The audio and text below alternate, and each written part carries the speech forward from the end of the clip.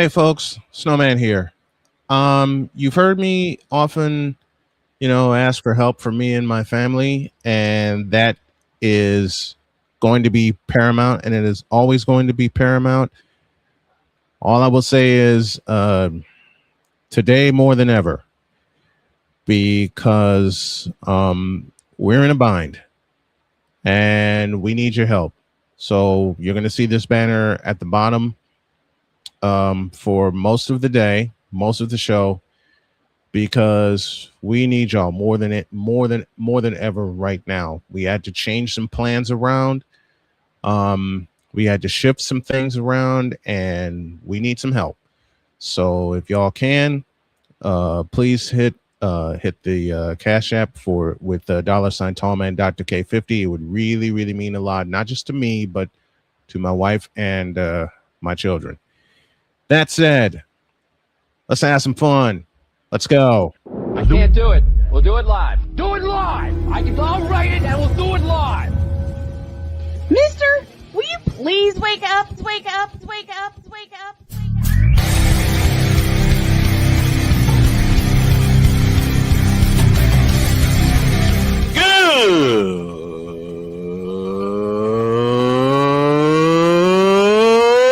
Good morning. Snowman here to all you Brock Purdy and San Francisco 49er haters. Shut up! I gotta thank you, Shane. I mean, whatever happened to the games where breaking 100 points was, I don't know, unusual?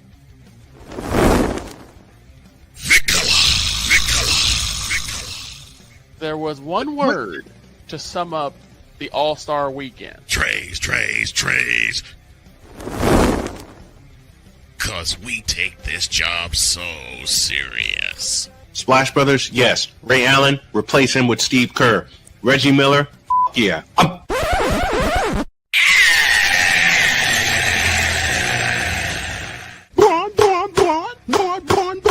What in the all types of blue hell? I got nothing.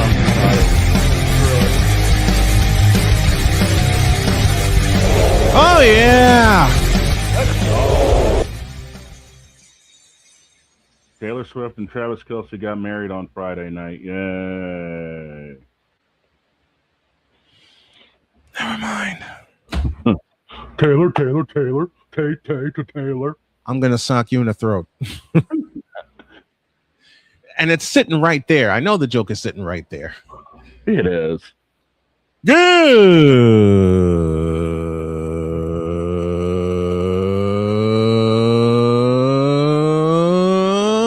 morning.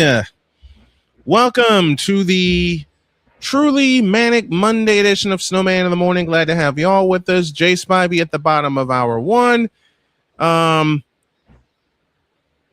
of stuff to deal with, and y'all gonna have to forgive me because I'm on the verge of tears right now because I'm worried about some things, but we're gonna talk sports with you, and we're gonna start first of all, let me show this off. My daughter Cheyenne gave me this for Father's Day. Nice. And considering one of my favorite players of all time is the late great Pete Rose. Okay, if we're gonna start with baseball, which we are. What the F happened in Sacramento yesterday? I was asleep. It was a day game. Miami, Oakland. Mm-hmm. Miami's pitcher goes 7 perfect. Under 100 pitches, 7 perfect. The manager decides to pull him after 7. Let me guess, they lost. No, they ended up winning. They were up 8-0 after he got pulled and won 9-8.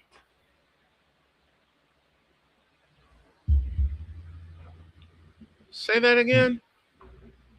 When this guy got pulled, they were up 8-0. 8-0. Miami ended up, yes.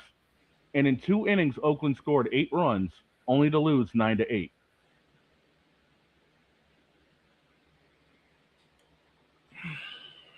And this game was on a perfect game watch.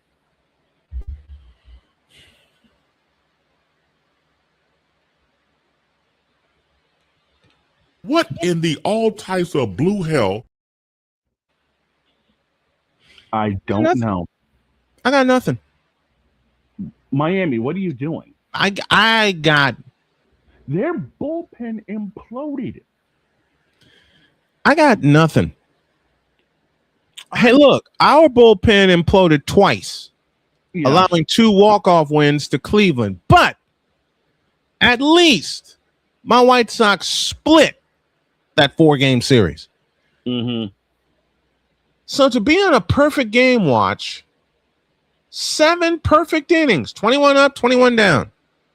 With 6 strikeouts, if I remember correctly. 6 strikeouts. And Oakland came back and tied the thing? Oakland came back and fell 1 run short, 9-8. I think it was 8-6 after 8, and then it was 9-8 at the final.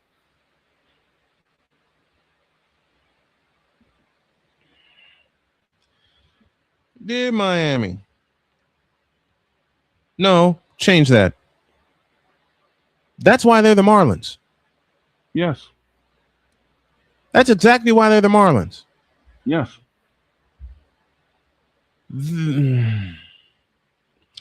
I got nothing. I got nothing.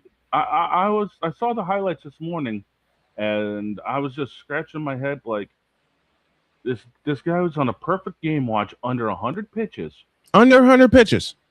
Yeah, through 7. Through 7. That's a Burley special. And they pulled him. And practically blew the game. Oh, Bretta. Oh, Bretta. DIETZ. Passionate.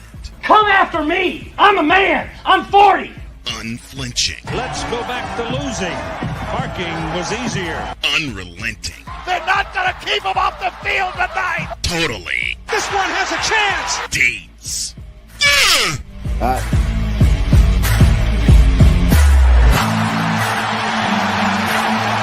Am I here?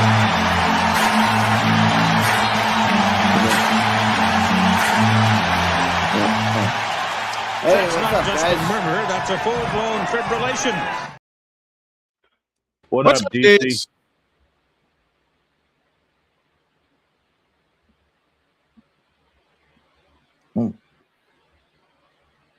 Are you all right, man? You look like you're lagging a little bit. I mean, your feed looks like it's lagging a little bit.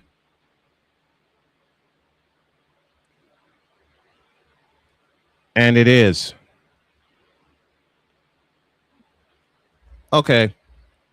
We'll do this. We'll come back to him when he's situated. Pizzle's with us, says good morning, but they won and that's all that matters. He's right.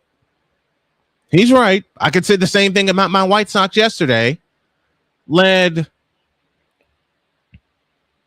2-0, trailed 3-2, led 6-3, tied 6-6, and won 7-6. And all I could say was thank God. Yeah, it was Yuri Perez that was dealing for Miami yesterday. Yuri Perez. And dear Yuri Perez, I'd request a new manager. Yeah, final line, 7 thrown, no hits, no runs, no walks, 8 strikeouts. And they barely won. How? Yeah, because Lake Bakar, his line, no innings pitched, 4 hits, 5 runs, 2 walks, no strikeouts. That's what happened. 5 runs. And he couldn't get an out. And he didn't get an out. Oh, my gosh. Nope. And then it turns into Pete Fairbanks giving up 3 hits and 2 runs. Yeesh. So, yeah. Oh, brother. Typical Miami special, if you ask me.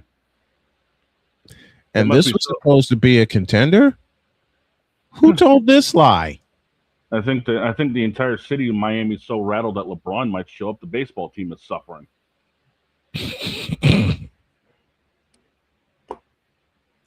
I didn't need to be told that. Find the lie. I know. That's why I said I didn't need to be told that. And there is no lie to be found. Nope.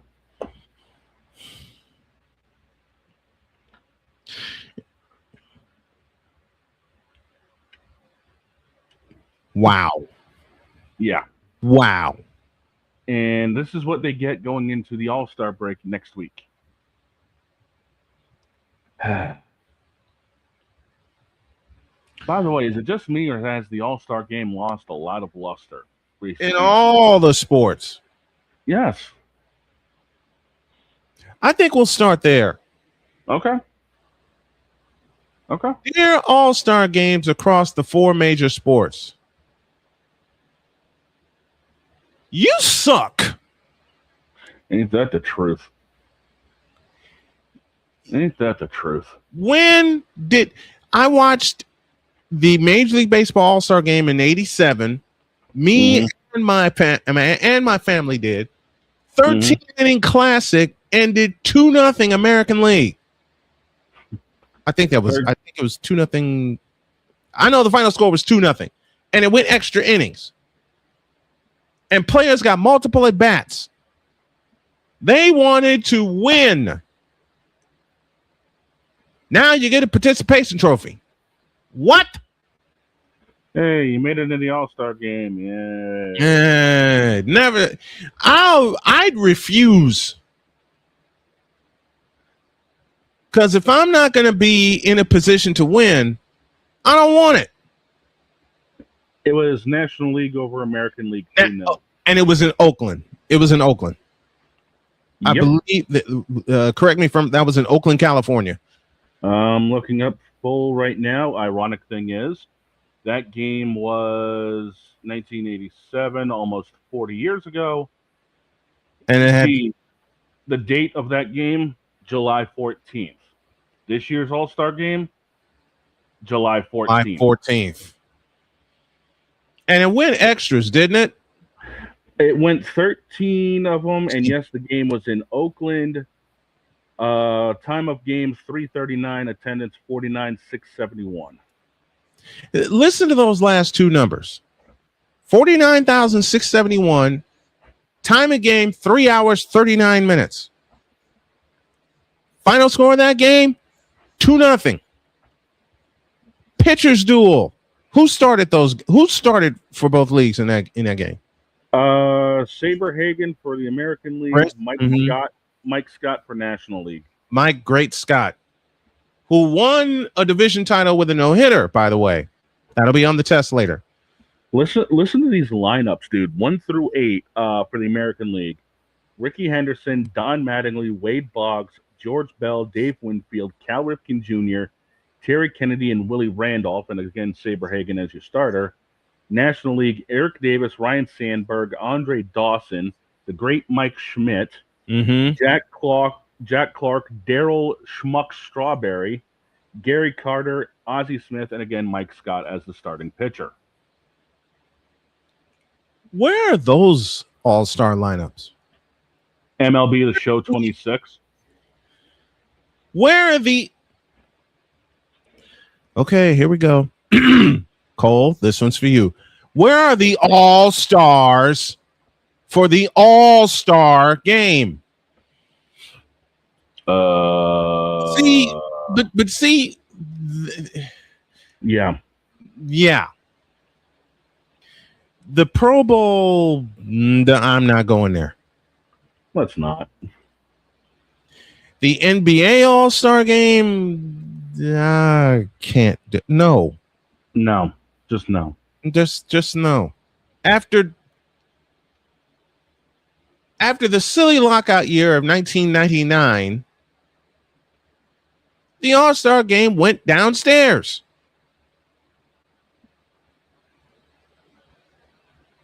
I'm talking about the NBA All-Star Game. And then it just kept falling. Yep. What are you all's thoughts on the current state of all 4 major All-Star games. I'll borrow from Ryan McCarthy. The NBA and the NHL has come full circle because the NHL started the round robin All-Star game. Now the NBA has copied it. Mm-hmm. And the reason is they don't, and the NBA doesn't want a 200-point All-Star game, which has happened A couple years ago. And the NHL doesn't want a 13-12 All-Star game. No, they don't. I mean, and the NFL, who used to play their All-Star game / Pro Bowl, whatever the hell it is now, in Hawaii, it's now in the same city as the Super Bowl, and it's turned into multiple events plus a 7-on-7 flag football. Why? Just why? I don't know. Why is it flag football? But the because they don't want their players to get hurt.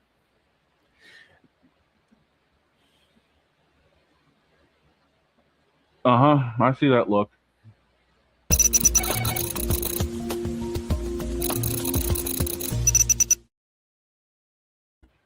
Cook. Get back to playing games, will you please? Get back to where, for Major League Baseball, get back to where it was in '87 when you had a pitcher's duel, teams playing the game, making outs, and it takes 13 innings to decide it. Okay? That's why you have these rosters in the first place. Stick with your best players until you get a result. Isn't that what you do during the regular season? Supposed to. The NHL, I'll reserve judgment for that. Because I haven't watched the NHL. I admittedly haven't watched the NHL All-Star Game in a while. I heard about the changes. I'll reserve judgment. The NFL, oh, Jesus. That's a whole nother can of worms. That's a can of worms the size of Shedeur Sanders' paycheck.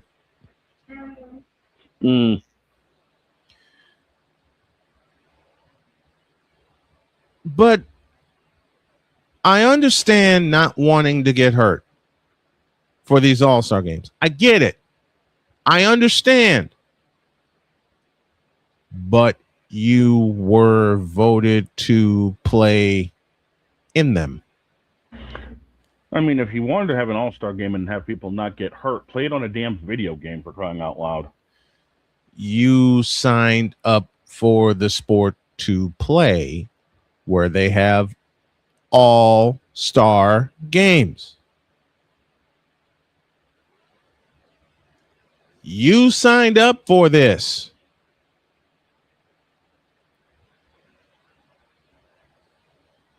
You signed up for this.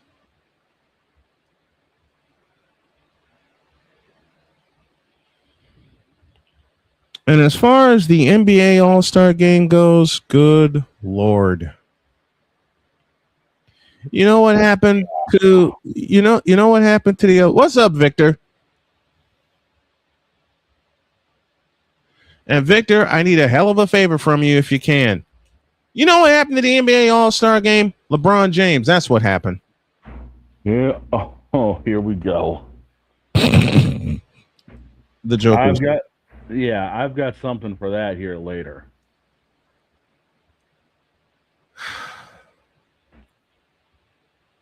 The All-Star Games suck ass. Yeah, they do. All of them. I mean, back when I they went actually to played for something, when they actually played for something, what was it? For about a decade, if you won the All-Star Game, your division hosted the World Series. Your league hosted the World Series. And oddly enough, the phrase "this time it counts" began on the South Side. Yeah. It began in Chicago at the 2003 All-Star Game, where Hank Blaylock blasted what turned out to be the game-winning 2-run homer off of Eric Gagne. There's a name we ain't heard in a dog's day. Gagne. And Victor, you're right. It's not the all-star games without any all-stars in it. I mean, Vladimir Guerrero Jr. has already opted out with a back injury. Can you blame him? No. I mean, unless it's... I'll go back to my roots. One of the first All-Star games I ever watched was 83, and it was on the South Side, and it was Mario Soto for the National League representing the Cincinnati Reds, and Dave Steve for the Toronto Blue Jays for the American League. And you saw something in that game that you ain't seen since. What is that, you may ask? A grand slam. Yeah, true. I mean, you don't see grannies in all-star games much anymore. Fred Lynn did the deed. And it wasn't cheap either. No, it was not. It went halfway up the mezzanine. I watched that one with my parents, and I was at the one at New Comiskey Park in 2003.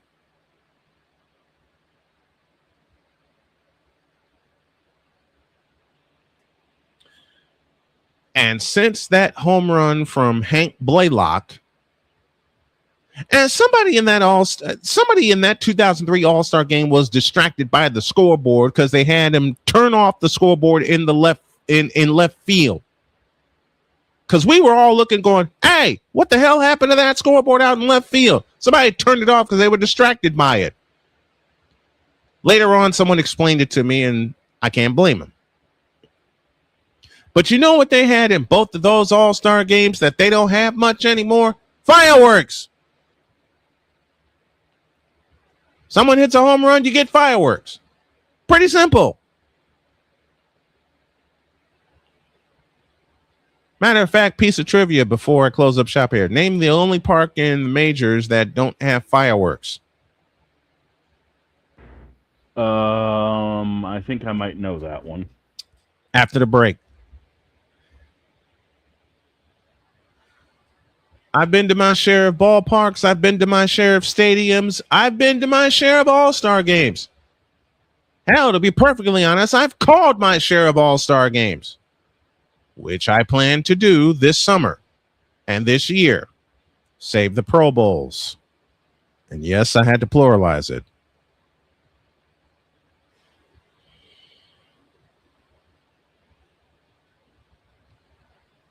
I don't know what the hell happened to the nerve of these players. I don't know what the hell happened to the competition gene of these players. But y'all need to hurry up and get it back. Because the question is often asked, are you not entertained? Hell no. How's that for an answer? Matter of fact, the great Chris Dietz provides the perfect question to close this thing. What are we doing? Quite frankly, Dale Earnhardt said it best. They might as well tie kerosene rags around their ankles so the ants don't crawl up and bite their candy ass.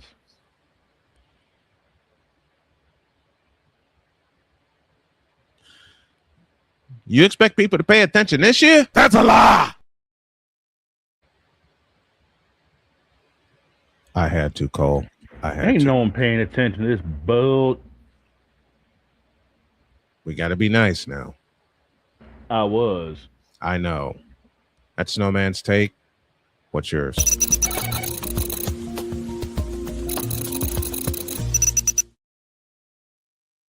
After the break, we'll get a few Spivey Notes in. And boy, we're going to have some fun with that. Oh, boy. Back in the deuce. This is Snowman in the Morning. The original Think Drink is back. Level up with proven ingredients formulated to crush your competition. No gimmicks, no jitters, no messing around. Just high-potency results that keep you moving day or night. There's a new nerd in town, and we came to play. Nerd Focus. Smarter than energy. Here's an important message from the Diabetes Solution Center. Do you like pricking your fingers to test your blood sugar levels? No one does, but it's important to maintain your health. And now, by wearing a small remote device called a continuous glucose monitor, or CGM, you don't need to prick your fingers anymore. It's easy to use and helps you make more accurate diabetes treatment decisions. If you are testing your blood sugar 3 or more times daily, injecting insulin, or using an insulin pump, call the Diabetes Solution Center right now. And if you have Medicare or most major insurance coverage, you may be able to get a new CGM at little to no out-of-pocket cost. Shipping is free and will even bill your insurance company for you. If you are testing your blood sugar 3 or more times daily, injecting insulin, or using an insulin pump, call the Diabetes Solution Center right now to learn how to end the painful finger sticks and get your own continuous glucose monitor, or CGM, at little to no out-of-pocket cost.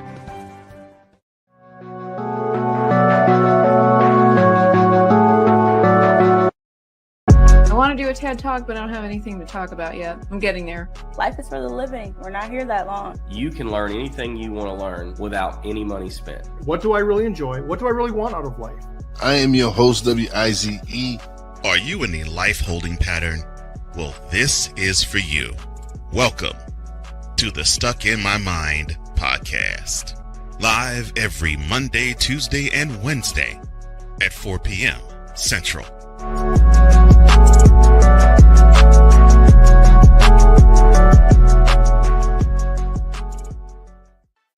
Drew Willingham.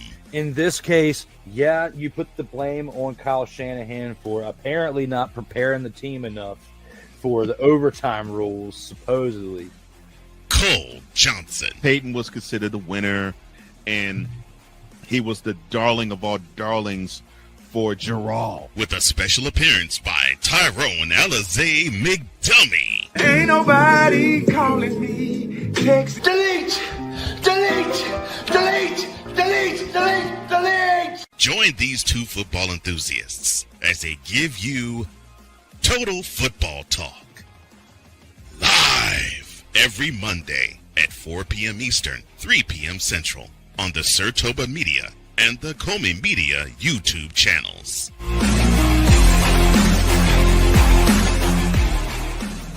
Cause we take this job so serious. I'm sorry, what are these things called? Spices? Spices, thank you. My brain went bleh. What in the all types of blue hell? This is Snowman in the morning.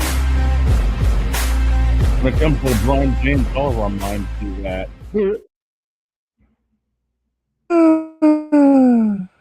33 after the hour, and she loved that. She loved that. Nice. Let's have some fun.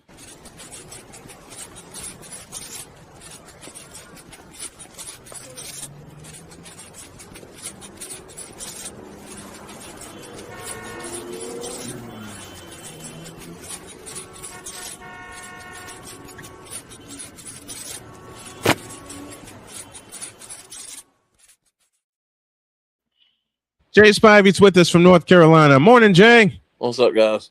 What's happening, Jay? Okay, Jay sent me a note yesterday that had me laughing.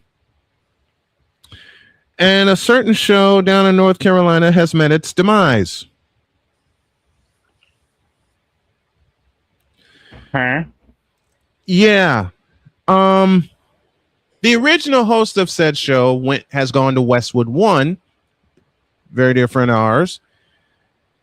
And yeah, as of Jay, this past Friday, it bit the dust.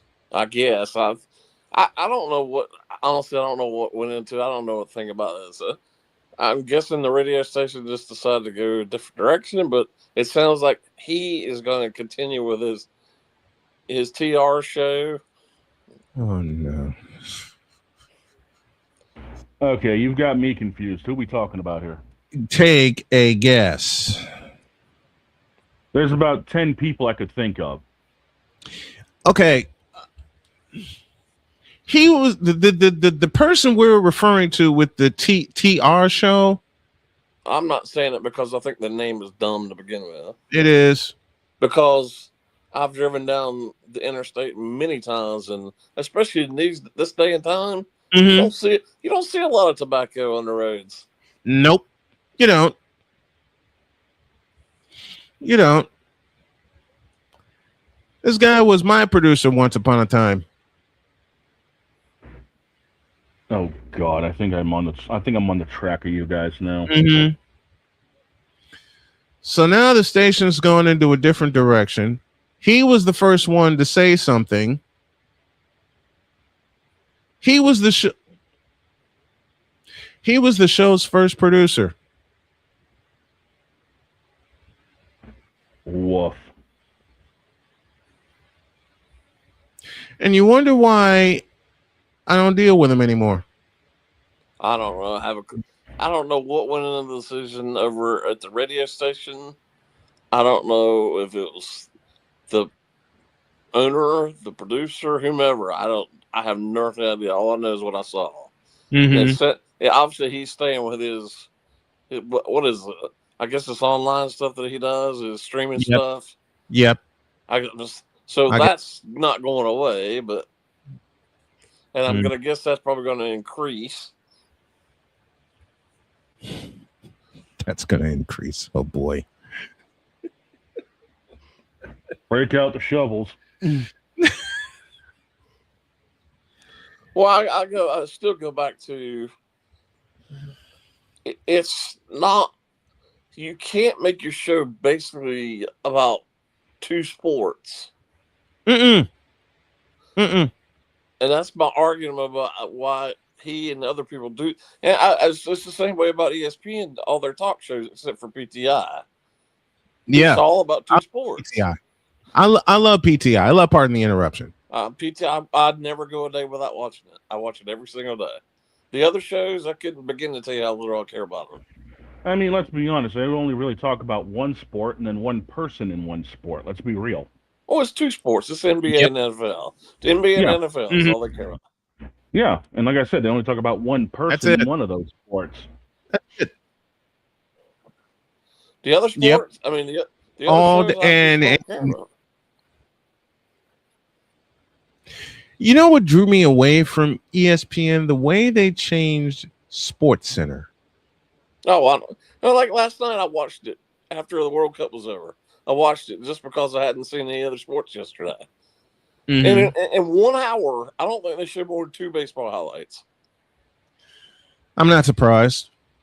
I mean, there was like nothing of any significance on there last night. I mean, honestly, I watched it this morning, both the SC at night and then the 7 a.m. edition, and they showed maybe 15, 20 minutes total, and then maybe a few of them in top plays. That's about it. And like last night, I cannot remember his name, so forgive me. They had a guy on there talking about the World Cup and the change from the red card to Balogun allowed to be played tonight. And he's a former American player, and he was on there as a so-called expert. First of all, you couldn't understand a word he was saying, and he was so nervous. He was so nervous. Yep. And I don't know if he knew what he was talking about. I mean, I'm sure he does because he's a former soccer player, but he was so nervous you really couldn't understand what he was talking about. And the fact he's obviously not fully, even though he did play for America, he's not fully English. I'm guessing he's bilingual. But he was so nervous, and you could see he was sweating. You just couldn't. And even if he had good points, you couldn't tell because he was so nervous. It was nervous, yeah. Well, just because you played a sport doesn't mean you're going to be good on TV, and they tend to do that a lot with their so-called experts. Yeah, and you use the perfect phrase, Jay. So-called experts. So-called. There are a lot of those people out there in every sport. Mm-hmm. Well, if you're going to hire somebody, especially for something like this that's only going to last 6 weeks, make sure they speak pretty well. And make sure the people can understand them. I mean, I am not a soccer fan. I don't know if you guys are. I've watched quite a bit of it, but I'm not a soccer fan. But I mean, I think yesterday's decision was. I'll say I'm American. I'm wanting to do well, but I think it was bogus. I think it sets a bad precedent. No pun intended, considering who seems to got involved in it. Right. And then praising himself for it online yesterday, as he always does. As he. Oh boy. Well, we all know that ego's more inflated than LeBron's stats. I mean, come on here. Are we surprised? Well, this guy yesterday, he never said a word about that. And they asked him, and he was like, he just kind of blah, blah, blah, you just kind of mumbled his way through everything. Yeah, because he was trying to avoid the typical, well, you know. No, I don't even know. I think this guy was just so nervous. I don't even think he knew what he was talking about yesterday. Yeah. That can happen. I've seen that happen. Been down that road, actually.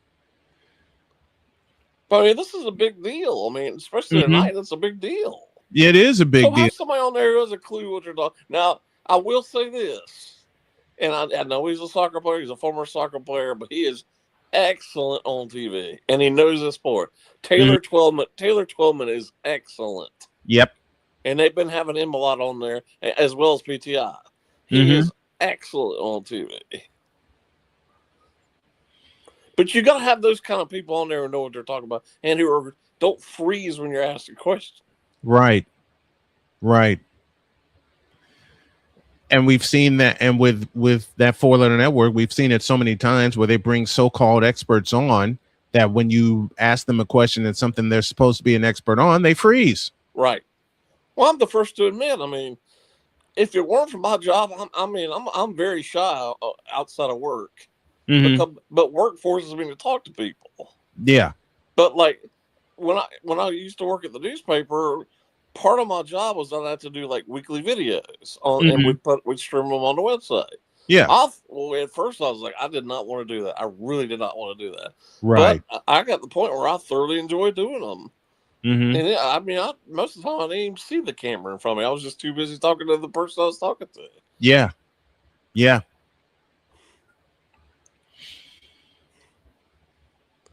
But I mean, it's just not this guy. It's just they have people on there for these, brief sports or they have 8,000 quote unquote NBA experts who you have no clue what they're talking about. None. Calling Kendrick Perkins an expert is very generous. He's numero uno. And they have him on there all the time. Kendrick Perkins and give me this button here. He is on there all the time. What, do they have anybody else? Oh yeah, they got a gazillion people. They got like 50 other people, but they rely on Kendrick too much. They have way too many NBA people. And they count on Kendrick Perkins. Well, now that they have Inside the NBA, I don't know why they're keeping the other show. I don't understand that at all. I don't either. The fact that they kept Inside the NBA was a brilliant decision. It was great. Yes. Because whether you like the NBA or not, that show is fantastic. Yeah. It is. I really is. NBA. I love Inside the NBA. It's fantastic. I remember when it started, because Ernie Johnson Jr. got me hooked on Inside the NBA, and he was a one-man show for the longest time. And it just evolved from there.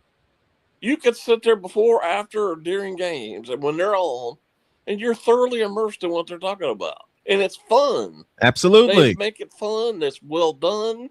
And I mean, there's not a better person on TV in terms of that type thing. Chuck is great. Chuck is wonderful on TV. And Ernie, I don't care what people say, Ernie's what makes that show go. Without Ernie, it's not the same. Yeah, EJ is the man.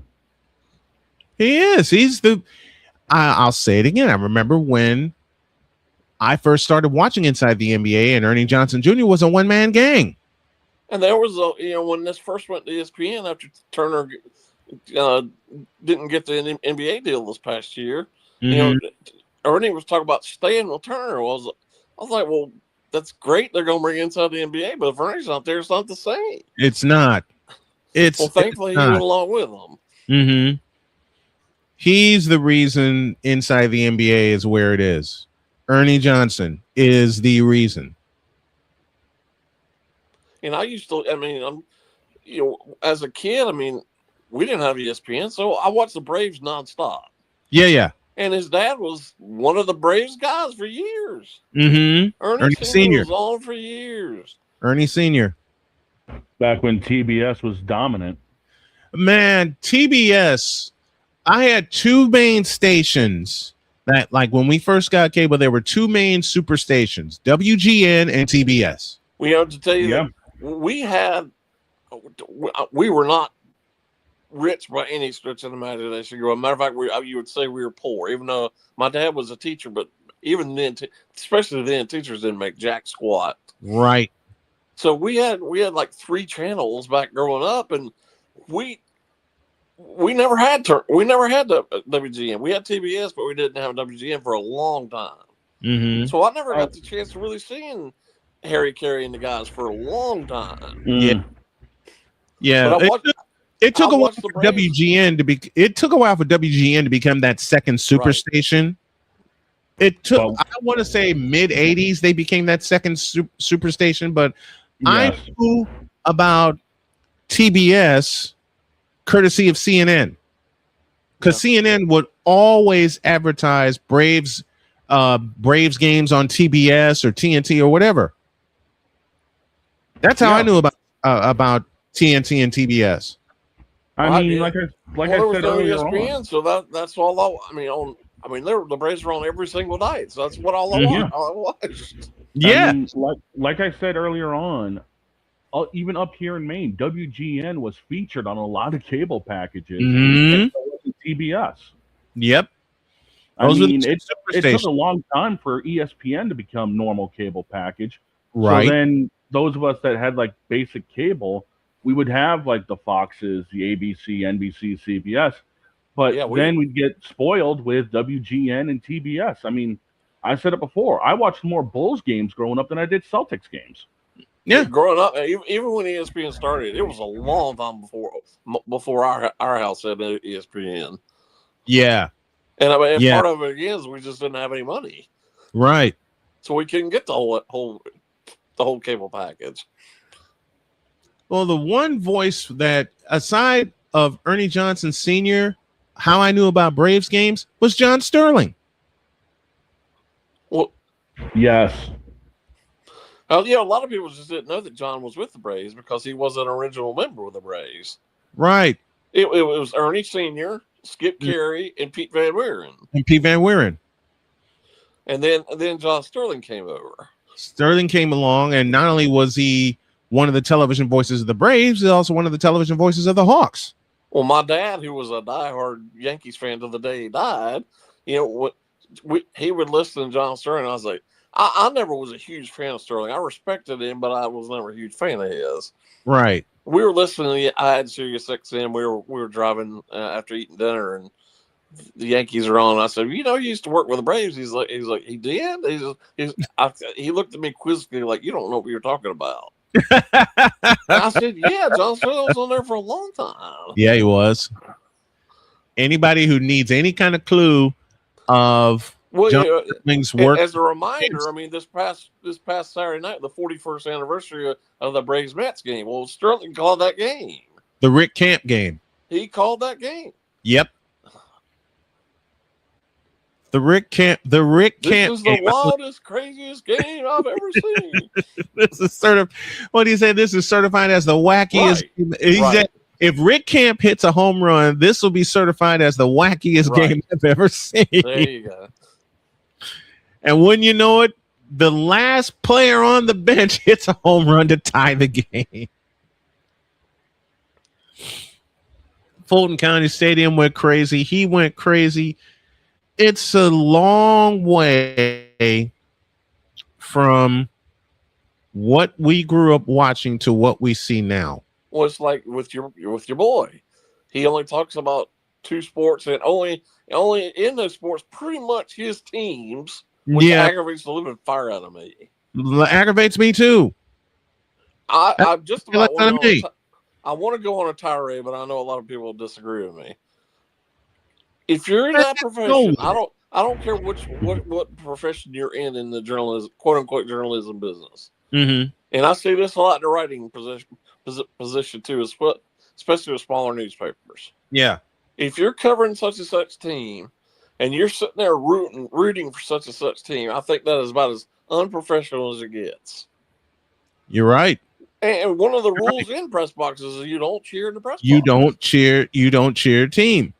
And there are many times where not necessarily the team to win. I want especially if it's like a local team versus another team. Mm-hmm. Of course, I want that team to win.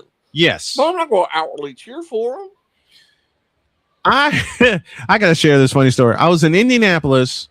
I was covering Marquette Catholic at the time, based out of Michigan City, and they were not picked to do anything in boys basketball.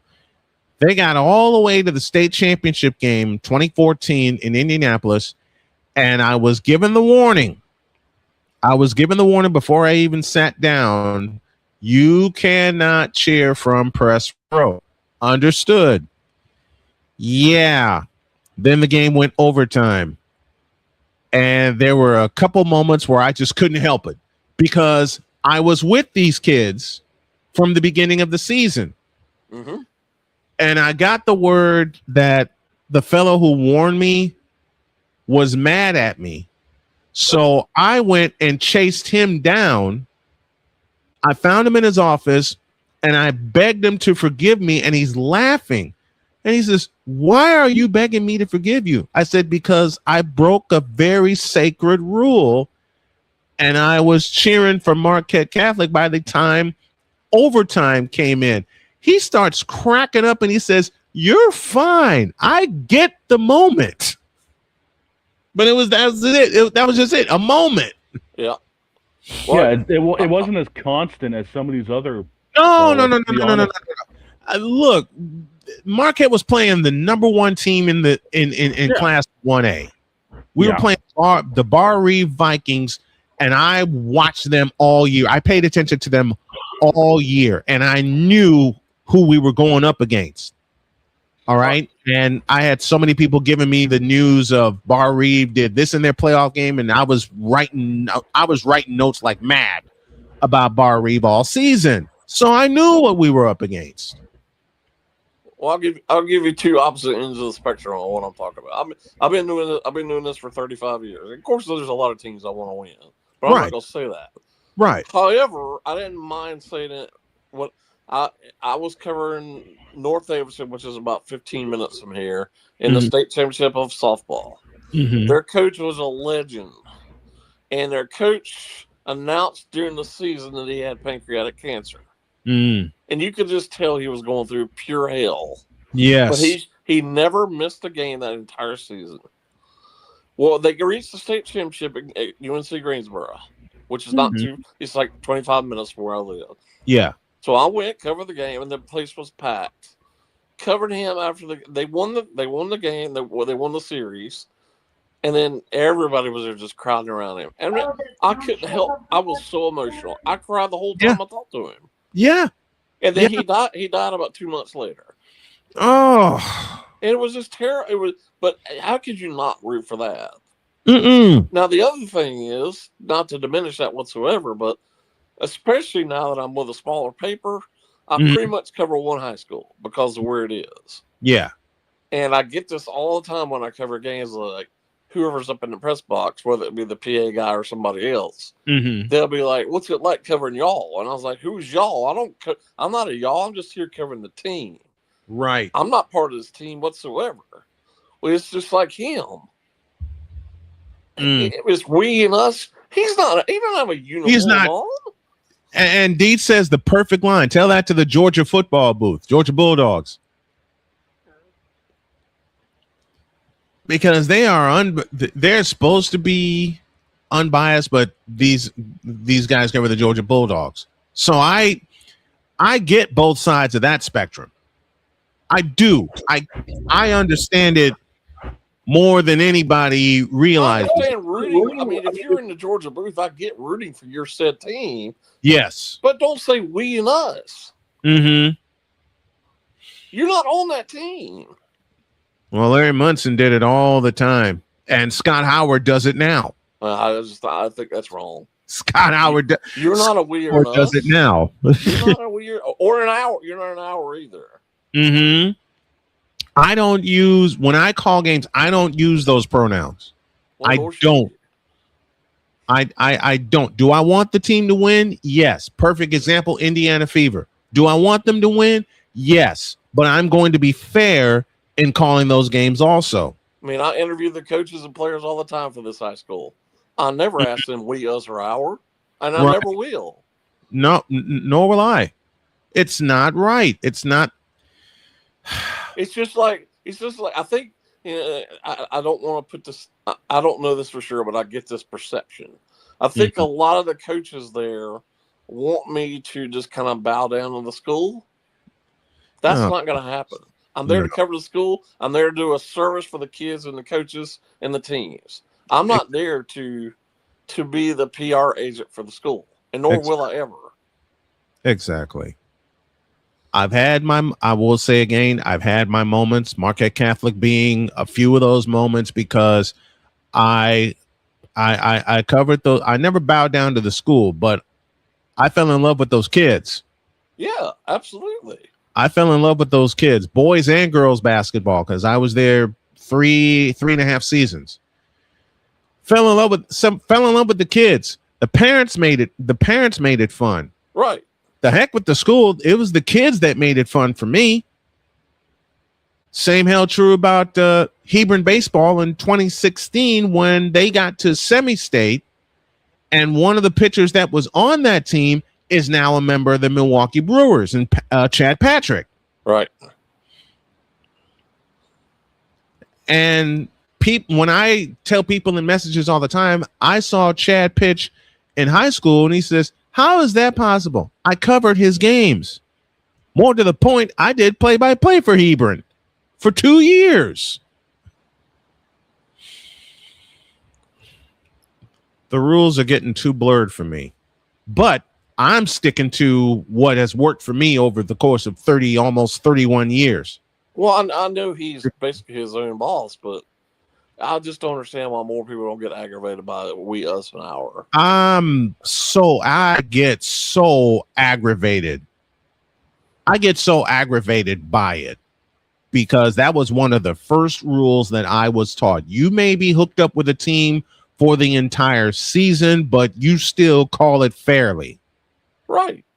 You still call out bad plays, good plays, right down the middle. You don't say we, us, or our, or anything like that. That was one of the first lessons I ever learned. Well, football's pretty much the only sport. Well, I guess maybe I've heard of some others, but for the most part, football, because I've sat next to him at the game, it's always we, us, our. Mm-hmm. Not for me. It isn't. And then, I understand what he wants to localize everything, but it's not just the Hornets and the Panthers and Carolina. It's just not. The only teams that he wants to cover. Why would you not cover the Hurricanes or the other teams in the Big Four in the ACC? Exactly. Especially he lives in a city where there is an ACC team. Mm-hmm. And he says nothing about that. He never says a word about Wake Forest. Ever. He never says anything about Wake Forest. If it ain't about Carolina, he's not with it. And you know what? We'll close the hour with this. And Jay, I think you remember this. He sent a question to me that he wanted me to answer on the air about the greatest moments in Panther history. Oh, jeez. I said, "Are you kidding me?" Who cares? He says, "Yeah, I want you to answer that question on the air." I didn't. Who cares? In fact, to really piss him off, I did it for the team I grew up watching, which was the San Francisco 49ers. He didn't like me for that. But you got to have fun with it. And I did then. Jay Spivey joining us every single Monday at the bottom of hour 1. Thank you very much, my friend. Love having you. Can't wait to talk to you next week. All right, guys. Appreciate it.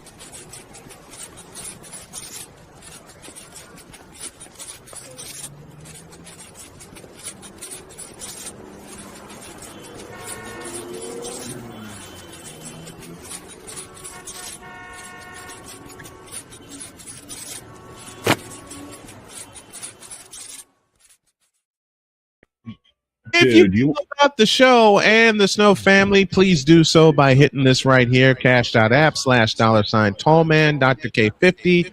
And Victor, I don't know if you heard me, but could really use a favor from you right now. I got more broadcast stories just like that. Oh, I've got a few of my own. Well, I really pissed off some people. Oh, yeah, I've got one of my own. Broadcast stories for hour 2 after this. This is Snowman in the Morning.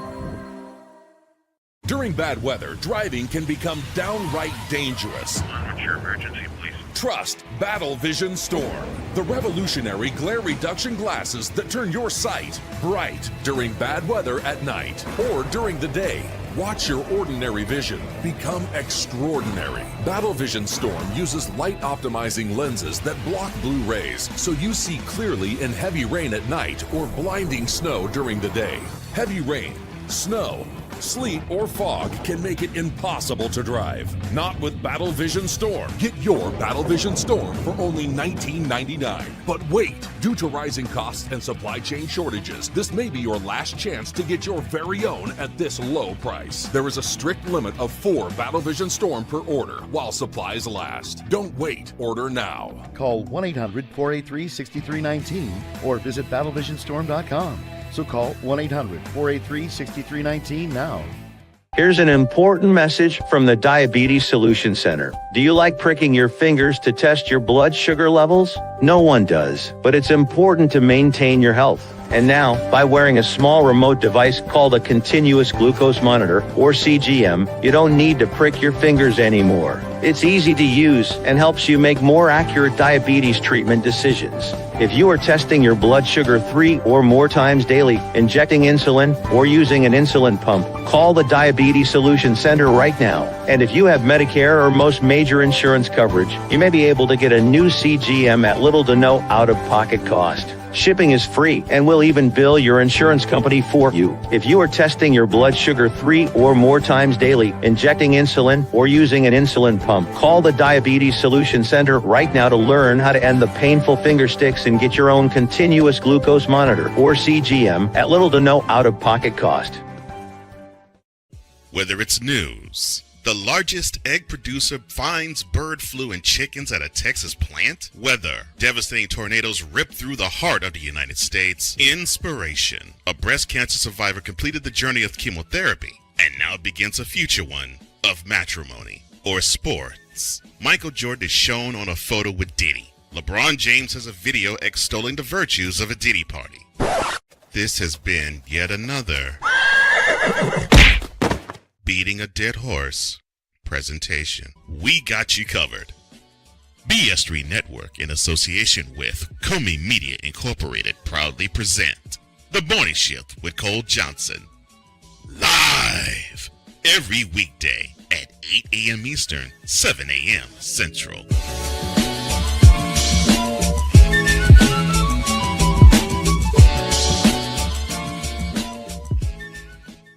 Because we take this job so serious. And Father O'Shaughnessy need to go to hell. That's what he needs. What did Father O'Shaughnessy do? I quit. We're done here. I'm done. We're out of here. What in the all types of blue hell? This is Snowman in the Morning. I didn't even make no cut that off. I was just touching strays. I don't know. I don't know either. I'm the one that made the joke, and you paid for it. I was catching more strays than the Jets front office because they play Madden. Oh, by the way, hi, Ryan.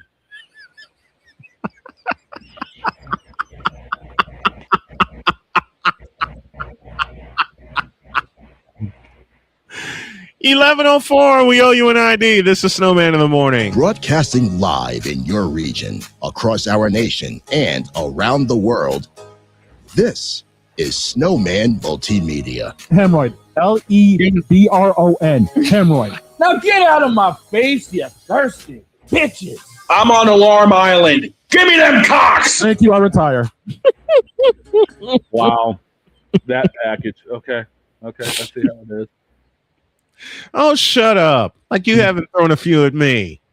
Yeah, true. True. More ID. You're listening to WQVZ, 1700 AM Mission Radio. Well, me and the Lord, we got an understanding. We're on a mission from God. 11:05, and we're sharing broadcast stories. And I'll expand on the one that I told before the break. Okay. We were living in North Carolina, and I'll echo what Jay said. I understand wanting to localize programming. I get it. But I'm a Chicagoan. Yeah. When he sent me that rundown and wanted me to talk about the best moments in Carolina Panther history, that takes all of about 30 seconds. I didn't do it. Obviously. I didn't do it for two reasons. One, I couldn't. And two, that's not my team. Exactly. he says you didn't even try to talk Panther football because that's not my team, dude. Nope. Because the team I grew up with actually had a quarterback. Exactly. And then he says, y'all ain't gonna believe this, Ish. Then he says, can you do it tomorrow? What?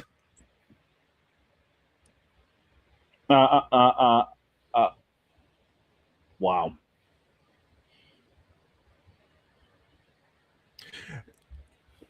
Here's how bad it got. Mm-hmm.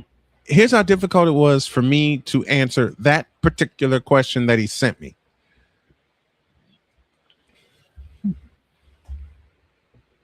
Jody came in. Mm-hmm. Saw the rundown. And said, why are you doing that?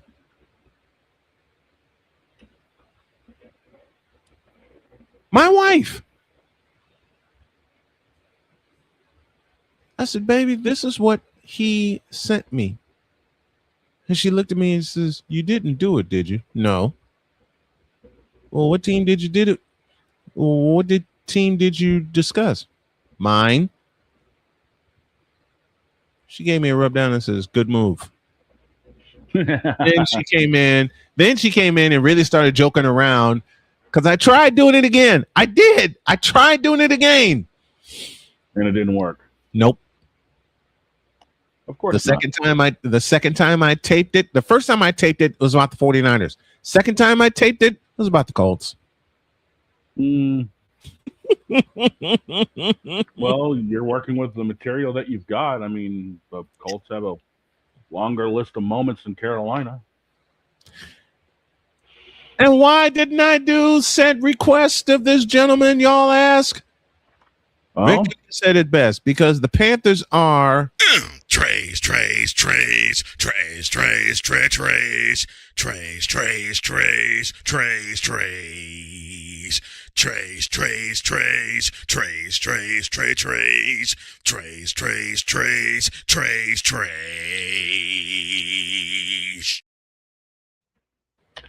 Breaking news from the Charlotte Observer. LeBron James has signed with the Carolina Panthers and taking lessons from Cam Newton.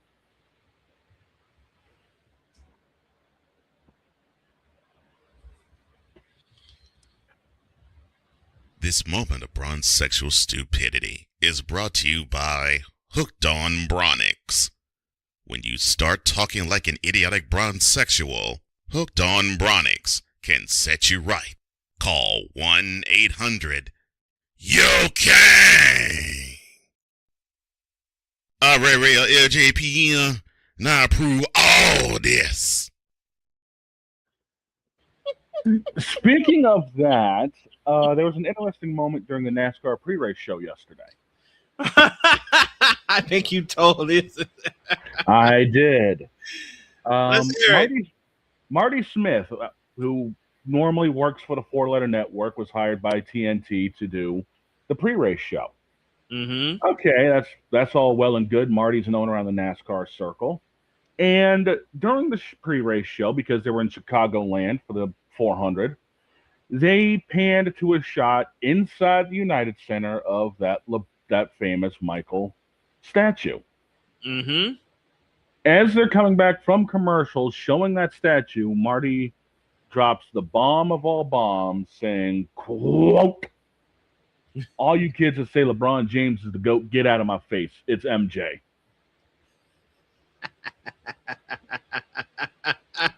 I literally just sat back and I'm like, oh, the bronze sexuals who are NASCAR fans just got pissed off. You think? The crazy thing is, I didn't hear a damn one of them chirping on Twitter. Surprise, surprise, surprise. I got Victor. Yep.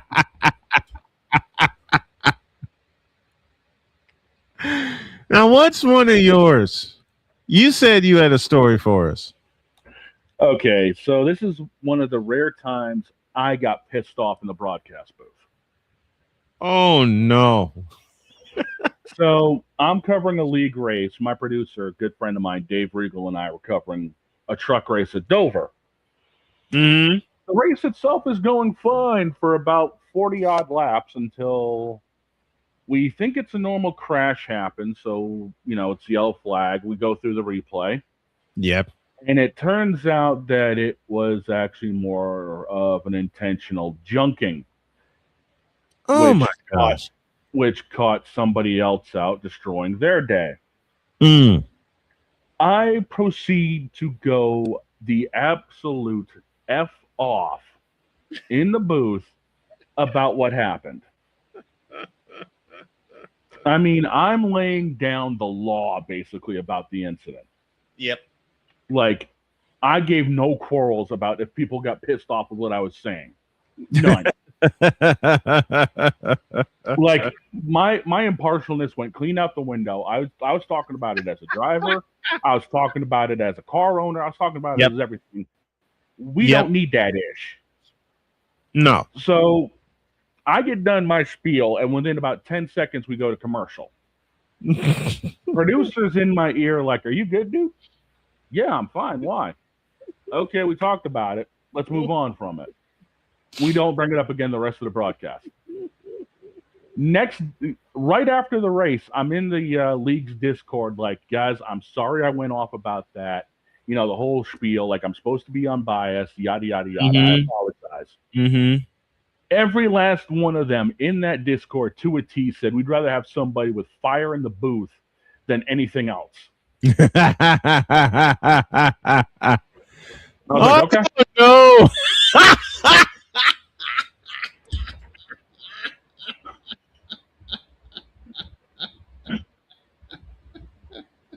Some semblance of intelligence from ESPN. Who the fuck it? No. That's after what? Oh, God. Why am I laughing hysterically? This part one and this for part two. Well, Marty Smith has had his moments with big names in sports. I mean, he had an interview with Tiger Woods. Yep. He sat down with Dale Jr. after Jr. retired in 2016. Mm-hmm. He's had some big names, that he's worked with. I mean, he's talked with Alabama football. I mean, he's known for that. He's got a podcast with Jimmy Johnson. Mm-hmm. Marty Smith don't take no ish from nobody. From nobody, right? And he'll tell you just as much. Mm-hmm. But he gets buried in a way by ESPN because he doesn't lap up the luxurious fluids that is LeBron James. Y'all know I don't. So for him to drop that nuke during the TNT broadcast to start with, yeah, that was yeah. And Victor, I can say I blame you. I'd quit too. I'd quit. I quit. I quit.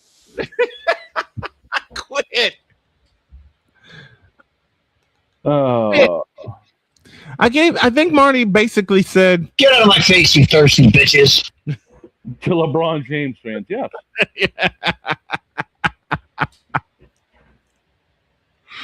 Oh Lordy. I've had 30 years of I quit stories. And in 2 words, or in a sentence, the semen sample story. Yes. And no, Victor, Marty said no to the Joy juice and to the brown. Thank God. Oh, side note from that race, Bubba Wallace was driving a special upper deck paint job because they were celebrating 30 years of the Space Jam movie. And Upper Deck will be releasing special edition Space Jam cards come November. So basically, I'm going to hate to do it, but I'm going to do it anyway. You don't hate to do this, Ish. What the hell are you talking about? Shut up. Don't give me that pile of crap. Shut up. And this is what we get for trying to think we're going to go 3 hours on a Monday. Okay. So basically,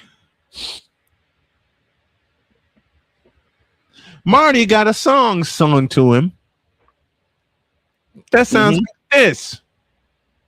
Use a troll. Troll. Use a troll. Troll. Use a troll. I said that use a troll. Troll. Hey, Braun fans, shut up.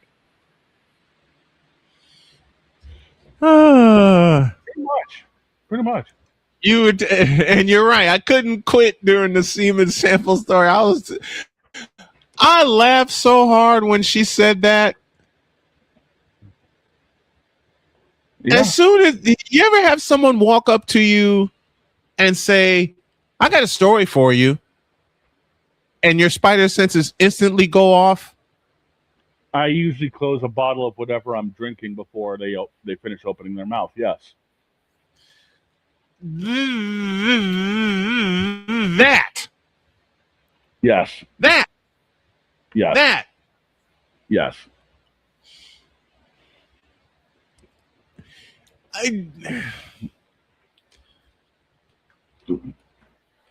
I don't know. When she came up to me and says, "I got a funny story for you," right after I announced Ryan Sample batting. Mm-hmm. As I've told this story, her mother, Ryan's grandmother, don't tell him. He'll run with it. Don't tell him. And by that time, I'm intrigued. I said, okay, what, how, what? Tell me. Why did I say that? You find out the story the hard way. That's what she said. Yeah, that's exactly what she said. All she had to say was my maiden name was Seaman. And I lost it. Yep. I lost it. Seaman Sample. Yep. Then she comes up to me and she heard me talking about Jay Leno's weddings. Yes. When he does headlines. Yeah. Then she informed me that that headline made it to Jay Leno. I found it.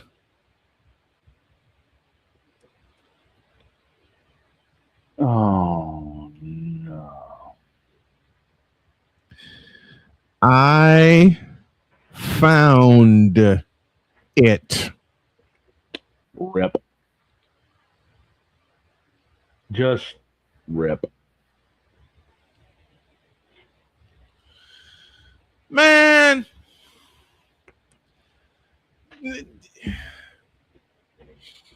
For those of you who don't know the second part of that story, Victor does.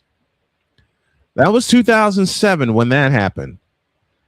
6 years later, I'm getting ready for a football game with Trinity International University out of Deerfield, Illinois, and Olivet Nazarene out of Bourbonnais, Illinois. Olivet Nazarene sent me all the information I was looking for. Their game notes, their 2D, their depth chart. For those of you that wonder what a 2D is, that's their depth chart. Then I saw the name of the quarterback for Olivet Nazarene. Yeah, boy. The name of the quarterback for Olivet Nazarene. Remember, this was 2013. This was 6 years after I had him in the I had him in the tournament, in the baseball tournament.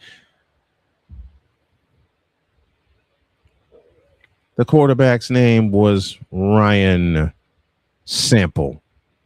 And I said, no, it can't be. And then came the following Tim Allen impersonation of "Arr!"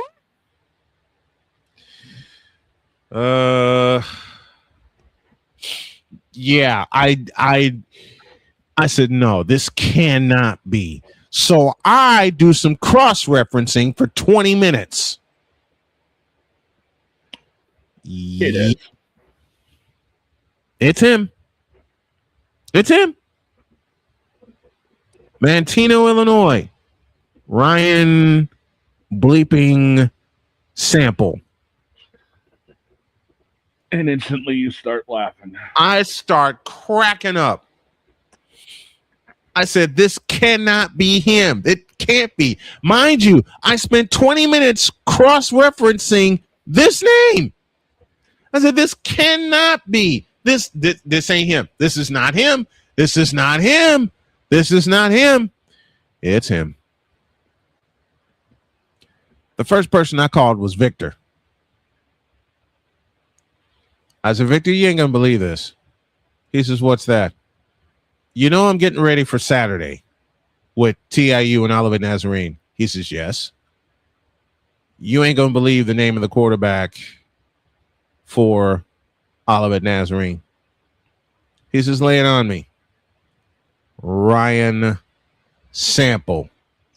Victor hangs up. I was about to say, Victor's next words, click. He calls me back and says, say that again. Olivet Nazarene's quarterback is Ryan Sample. Victor's next sentence for the second time. Click. Yeah, that sounds about right. Calls back a third time. You have got to be bleeping me. Exactly. And Victor, you're absolutely right. My brain went, oh no, it couldn't be. Yep.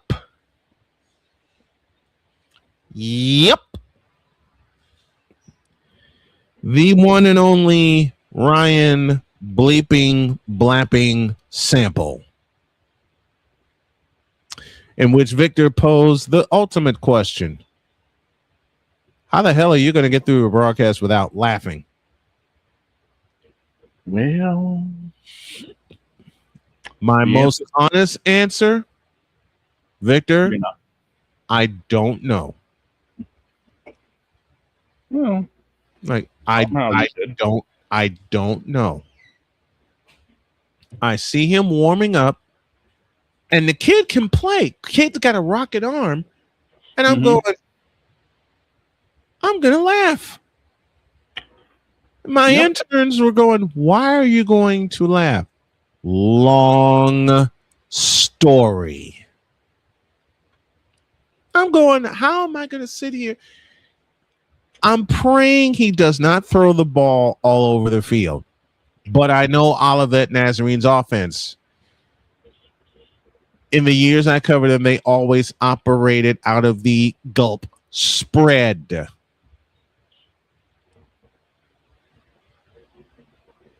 Oh my God, the jokes write themselves. Yeah. Yeah. They operate out of the spread offense, which means nobody in the backfield and 5 wideouts. All I did was pray that entire afternoon that I don't lose it whenever I had to say sample back to pass. Yeah, that did not last. Do you know that Ryan Sample threw the ball 51 times?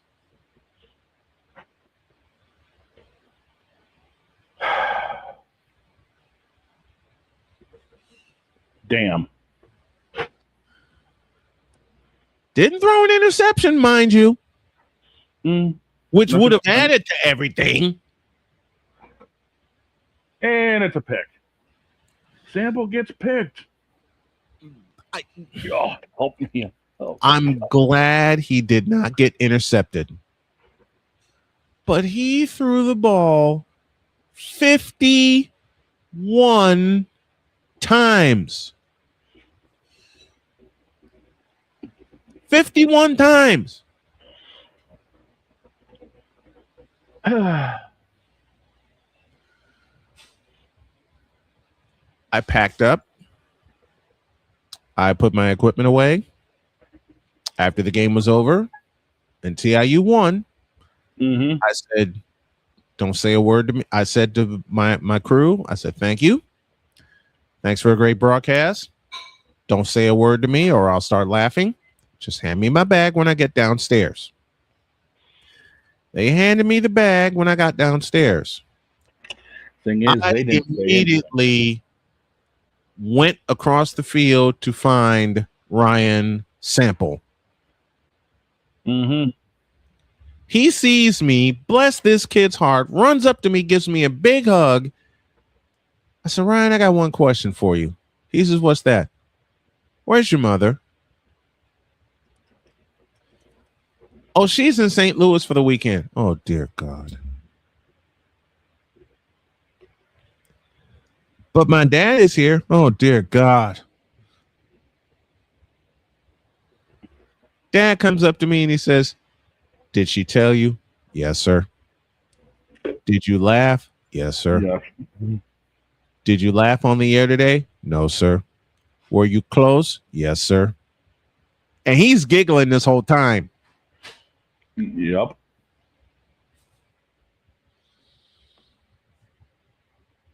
I found the clip from Jay Leno and I sent it to the crew of the Seaman Sample headline.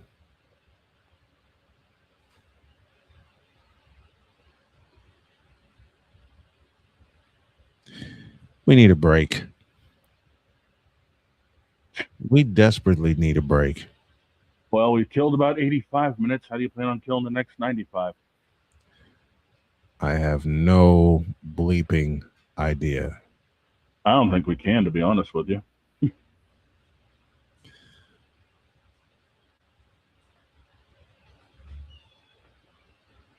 I don't know. We'll figure it out in the deuce. Yep. This is Snowman in the Morning.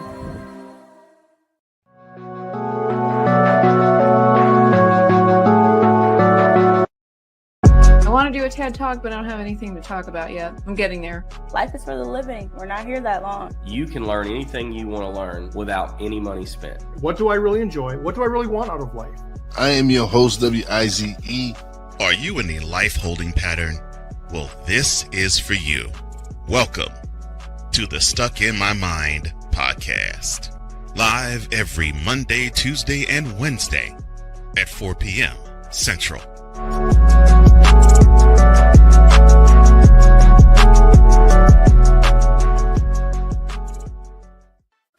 Drew Willingham. In this case, yeah, you put the blame on Kyle Shanahan for apparently not preparing the team enough for the overtime rules, supposedly.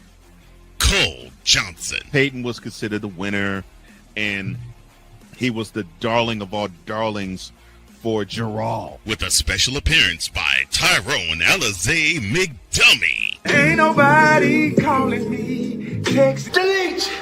Delete! Delete! Delete! Delete! Delete! Join these two football enthusiasts as they give you Total Football Talk. Live every Monday at 4 p.m. Eastern, 3 p.m. Central on the Sertoba Media and the Comey Media YouTube channels.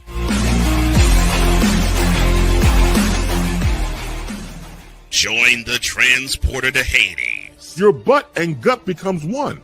Join the reformer of hooker whores. This is my daughter, Placenta Booty Johnson. Join the bronze god. Whenever you are in distress, take off your baseball cap and throw it in the air. Join your very own superhero of broadcasting, Chris Bass. So whatever color crayon they get, they palm it and do two circles, and that translates to, I can beat up black people. As he takes you through the week's paces in Baseline. Live every Saturday at 8 a.m. Eastern, 7 a.m. Central, Pacific Time Zone people, just stay asleep when this is on live and just catch the recording. Oh, I'm sorry. Exclusively on the Chris Bass YouTube channel.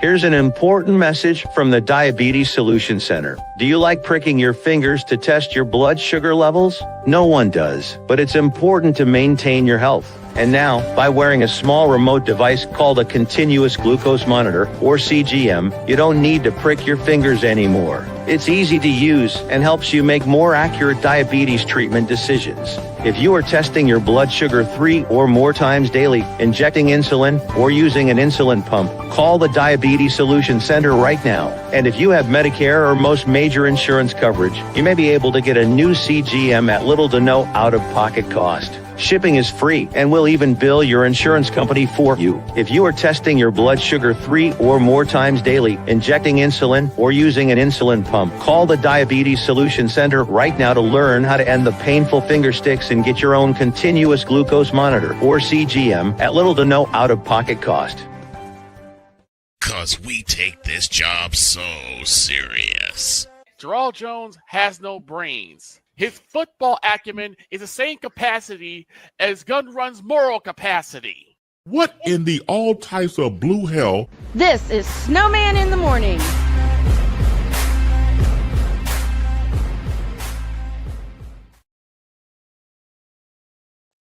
Oh, wait, there I am. 33 after the hour. Here's an ID for you. Broadcasting live in your region, across our nation, and around the world, this is Snowman Multimedia. To all you Brock Purdy and San Francisco 49er haters. Well, that game sucked. I am cute. The is that? You tripping.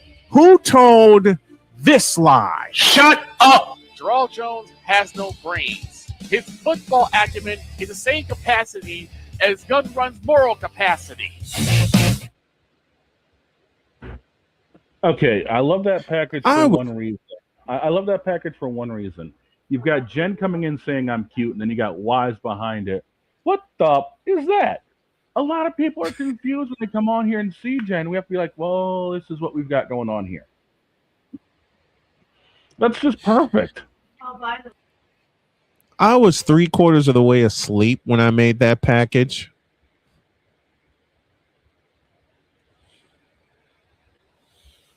Nice. I was gone when I made that packet. That was the last one I made that night. So what do I do the next morning? I make about 6 more. Yeah, that sounds about right. U.S. plays World Cup knockout stage tonight. They're in the round of 16. A red card has been rescinded. And as Jay Spivey said, sets a bad precedent. I am not the biggest soccer nerd. Makes 2 of us. But I always thought, if you get a red card, adios. Hit the road, Jack, and don't you come back no more. Pretty much. This one has been rescinded. How? Look who got involved.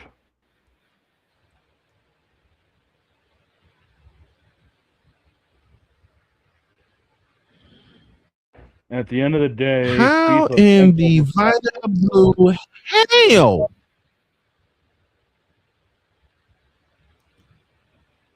How in the Vita Blue, yellow-bellied, red-blooded hell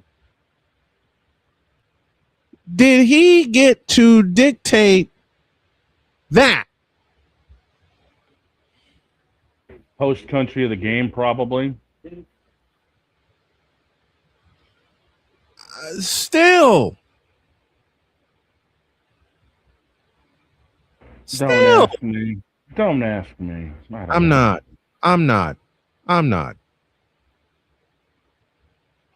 I think someone else who just walked in may have a better answer than we do.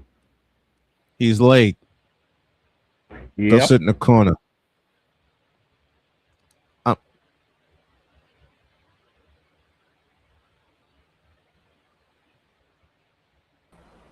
Mexico Why got do you out.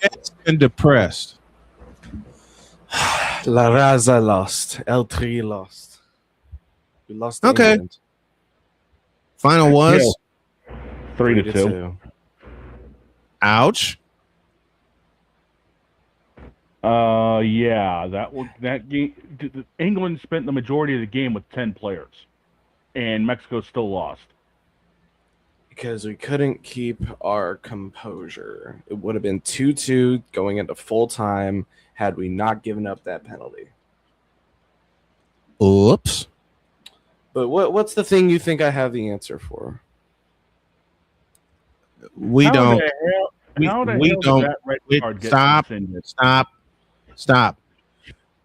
I got nothing. The red card was rescinded because of public outcry. That's the only reason it was rescinded. Because the public got mad enough about the red card that FIFA was like, oh, we f***ed up, and rescinded the red card. We sure it was just the public? Do you think something else bigger happened? I'm pretty sure it's within FIFA and majority of the public, but there had to be something within FIFA that happened that ended up making that decision happen. To be fair, it was a BS red card, but I don't know. Okay.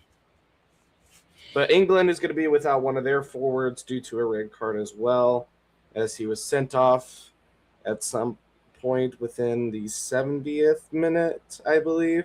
It was sometime in the second half. Kicked one of the Mexico players right in the shins, so he was immediately sent off. Ouch. Ouch. Yeah. Right in the shin bone. But yeah, Please FIFA stop. usually rescinds red cards if they get enough public outcry, and they got plenty with this Okay. one. I mean, Okay. Well, of course that's they'll why make a detailed explanation. And, oh, this happened, and comparing it to other incidents and yada yada yada. They're gonna make that excuse, but in general, it's usually because public outcry. They've rescinded red cards in the past due to public outcry, and they always make the same. They always make the same statement of, "Oh, well, looking at past incidents and the punishments they got for that, we've decided to rescind the red card and yada yada yada." Oh, so people spoke up. Plenty of people. I don't know if you saw the news articles the day after the game. Thousands of news articles talking about how it was a BS red card, how nobody thought the red card should have been a red card, and how everyone was comparing, the fact that Messi can kick somebody in the shins and get a yellow card, but Balogun accidentally steps on somebody's back heel and he gets a red card. So people want to protect their goal. Also, FIFA wants to protect their golden boy, Messi. They want to protect to get him against the outcries of people saying, well, if Messi did it, it wouldn't have been a red card. Lionel Messi, FIFA's answer to LeBron James. Listen, I love Messi. I genuinely do love Lionel Messi. I think he's one of the greatest of all time. But in FIFA tournaments, I could take him or leave him.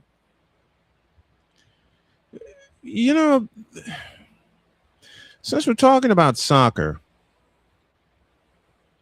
I got hooked on indoor soccer first. I was about to say, well, you might get hooked on the MLS soon because breaking news: Robert Lewandowski is heading to Chi-Town. He will play for the Chicago Fire in the MLS after the World Cup break. Who? He is the biggest star coming out of Barcelona. Repeating my question. Huh? The answer for Chicago. And terrible soccer. Look, I got hooked on indoor soccer, and we had the Chicago Sting for 20 years. Okay?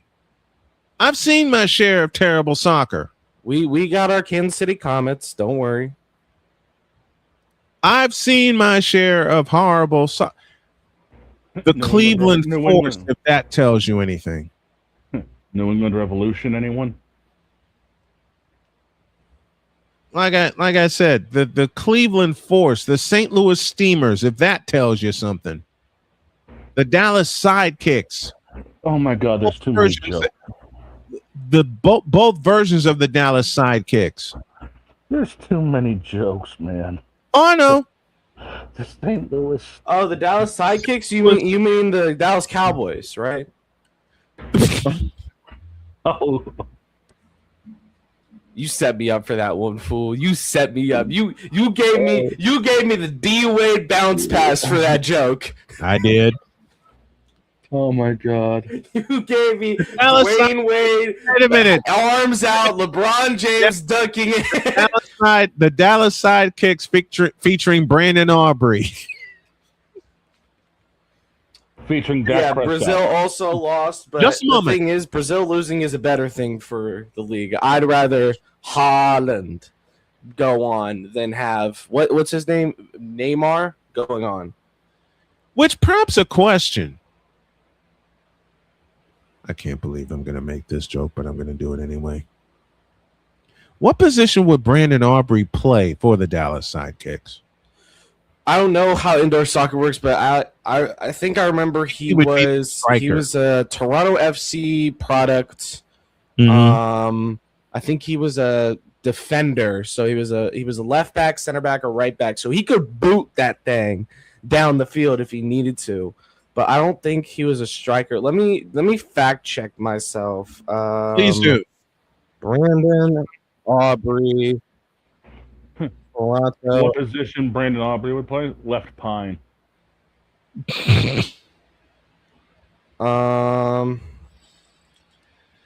Let's take a look. Content.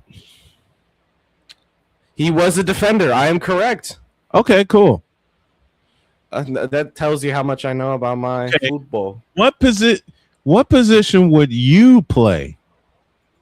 I'm a center defensive midfielder, honestly. I'm down in the center. I'm the second line of defense before the 4 guys, the 4, 3, or 5 guys behind me. Mm-hmm. It really just depends. I can't be an attacker. I can't kick that ball in the net to save my life. So I'm gonna be a center defensive midfielder. I know where I'd be. In the booth calling the game? Yep. I got no business being in a soccer pitch. But let's go back to your prime. You know, when you were in peak physical shape. In What the would you booth. play? I'd be in the booth. You'd still be in the booth? Staying where the blank I am. Oh, you want me in my prime? I was a goalie. You were a keeper? If I would I was a play a keeper. soccer position, that would be it. I'd be a goaltender. Keeper is honestly the most difficult position because of how massive massively wide the net is. Net is. Yep. Bruh, I'm 6'4". I cover a lot of distance when I need to. Shut up, Brian. Shut up, Brian. Make Shut the up. joke. We've got 20 minutes to kill. Shut up. Shut up. You're I gonna can't- say it anyway. You're gonna say it anyway. Use a troll. I can't do it. I'm not gonna. Use a troll. Hey, and we got somebody checking in from. Hey. Who's probably Keep- happy about what happened. Speaking of England and Mexico, we gonna be going at least for another 20 minutes. Or so. I just got home. Okay, Genevieve, get in here. We got about 20 minutes. But talking about the World Cup, What Spain, would- Portugal is in about 4 hours, 3 to 4 hours. Mm-hmm. It's the young star in Lamine Yamal versus what people widely consider the greatest of all time, Cristiano Ronaldo. He ain't the greatest. I said that's who widely people consider the greatest of all time, Cristiano Well, I Ronaldo. ain't one of them. Or I call him Panaldo because all he takes is penalties. But It's like people calling LeBron James the greatest of all time. We have to educate them. LeBron James, the greatest of all time. Yeah. Taylor Swift and Travis Kelce. Cristiano Ronaldo, the greatest goal scorer of all time. Yeah. But No. I know y'all don't Do it care again. about Spain. Do it again. Do it again. LeBron James, the greatest scorer of all time. Next one. Cristiano Ronaldo, the greatest goal scorer of all time. Who fly? There. Travis Kelce. But I know y'all don't get. I know y'all don't care about Spain, Portugal. I know y'all care about Belgium, USA. Where is the game being played? This Seattle? game is being played at Lumen Field in Seattle, Washington, but they're calling it Seattle Stadium. Lumen Field. Hey. Jen says, if you ask me, the modern day legends currently playing for England, I think I know who she's talking about. Modern day legend? I wouldn't call Harry Kane a modern day legend over Cristiano Ronaldo, Lionel Messi, or Neymar. Oh, we're about to have a fight. Speaking of fight, I know exactly what we can do. While we wait for the Empress to get here, there's a fight that I need to have. With who? Dear Emmanuel Acho, your ass is mine when we get back. This is Snowman in the Morning. The original Think Drink is back. Level up with proven ingredients formulated to crush your competition. No gimmicks, no jitters, no messing around. Just high potency results that keep you moving day or night. There's a new nerd in town, and we came to play. Nerd Focus. Smarter than energy. Here's an important message from the Diabetes Solution Center. Do you like pricking your fingers to test your blood sugar levels? No one does, but it's important to maintain your health. And now, by wearing a small remote device called a continuous glucose monitor, or CGM, you don't need to prick your fingers anymore. It's easy to use and helps you make more accurate diabetes treatment decisions. If you are testing your blood sugar 3 or more times daily, injecting insulin, or using an insulin pump, call the Diabetes Solution Center right now. And if you have Medicare or most major insurance coverage, you may be able to get a new CGM at little to no out-of-pocket cost. Shipping is free, and we'll even bill your insurance company for you. If you are testing your blood sugar 3 or more times daily, injecting insulin, or using an insulin pump, call the Diabetes Solution Center right now to learn how to end the painful finger sticks and get your own continuous glucose monitor, or CGM, at little to no out-of-pocket cost.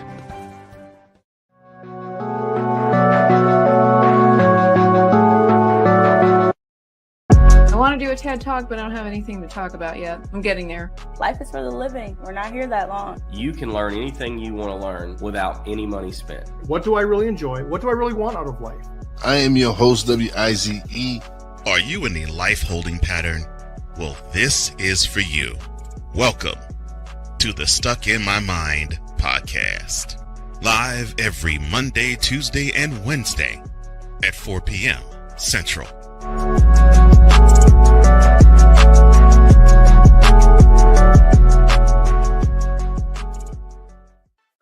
Drew Willingham.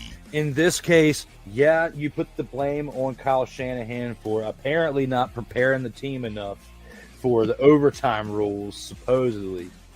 Cole Johnson. Peyton was considered the winner, and he was the darling of all darlings for Gerald. With a special appearance by Tyrone Alizé McDummy. Ain't nobody calling me. Text delete, delete, delete, delete, delete, delete. Join these two football enthusiasts as they give you Total Football Talk. Live every Monday at 4 p.m. Eastern, 3 p.m. Central on the Sertoba Media and the Comey Media YouTube channels.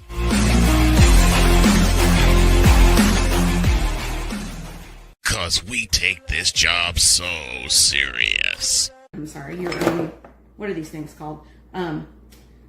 Spices? Spices, thank you. My brain went bleh. What in the all types of blue hell? This is Snowman in the Morning.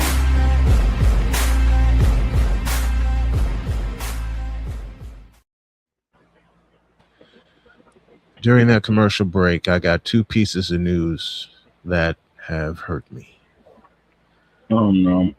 A member of my Marquette Catholic family, her name is Donna Payne. I watched her daughter play for Marquette Catholic, and she's on hospice right now. Oh, irreversible cancer. She had beaten cancer once, and it came back even more aggressive than ever.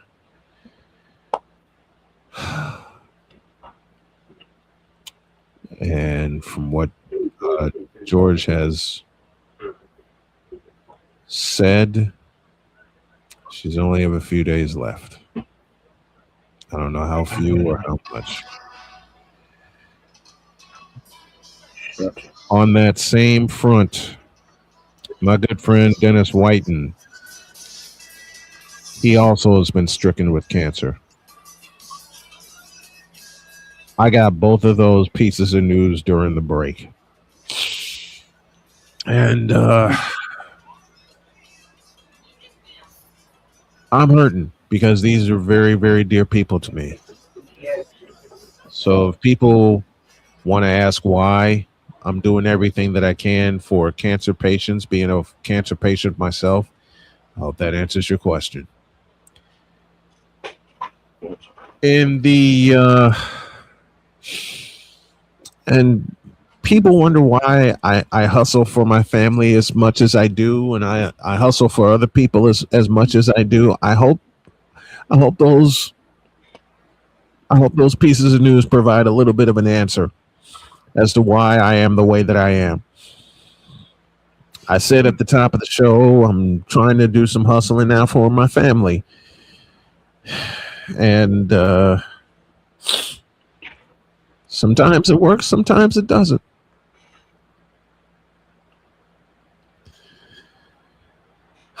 As many of you guys know, I lost both my parents to cancer. Later on today, I'm going to post Dennis's GoFundMe so he can get some help. I know I still need help, but I want to help others too.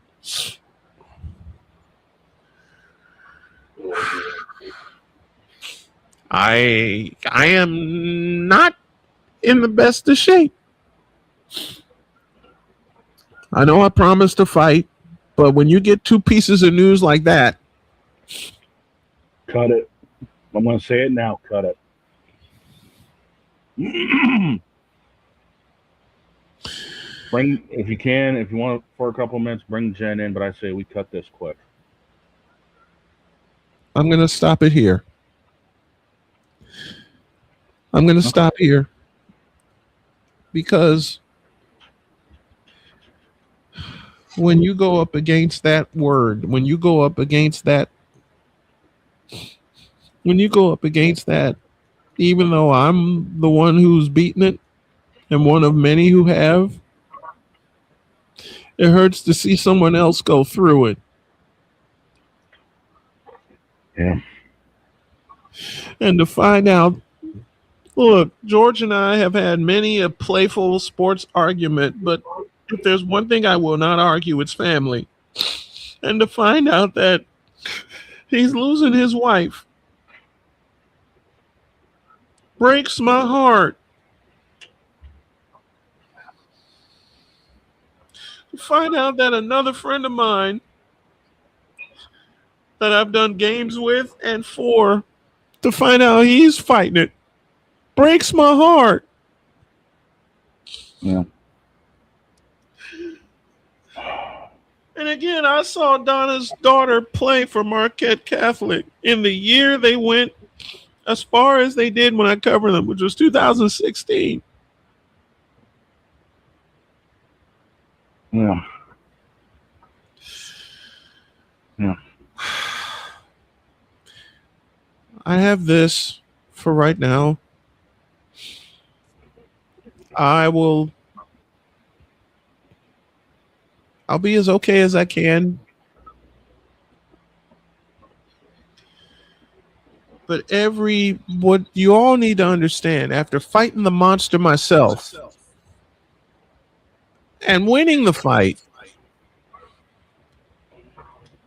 to hear someone very close to me going through the same thing and not being able to make it, breaks my heart. Yeah. It breaks my heart. We do this show 3 hours a day, well, 2 today, considering that piece of news that I got, to keep you guys entertained and to keep you guys smiling and laughing. If you hear nothing else from me today, keep smiling and keep laughing. Please. I beg of y'all to do that. Spend as much time with your family as you can, because you never know when your number is going to be called. Yeah. I hope y'all understand why the stadium tour and the road to recovery, those are my two GoFundMes that are out there right now, mean so much to me, because I don't want to just be the one that benefits. I want to help others benefit too. Hell, my wife was told to get her affairs in order 4 years ago.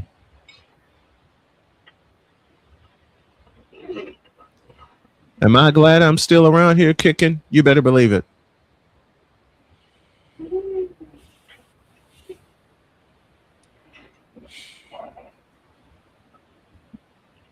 Every single day, I am reminded, just as Clark Goodlow is reminded, just as Sick Diggy is reminded, Victor, Shane, the Empress, Droid, everybody around me and with me are reminded of what I went through, my dad, my mom, what Donna's pain is going through now. And I love Donna especially because she bears the first name of my late daughter.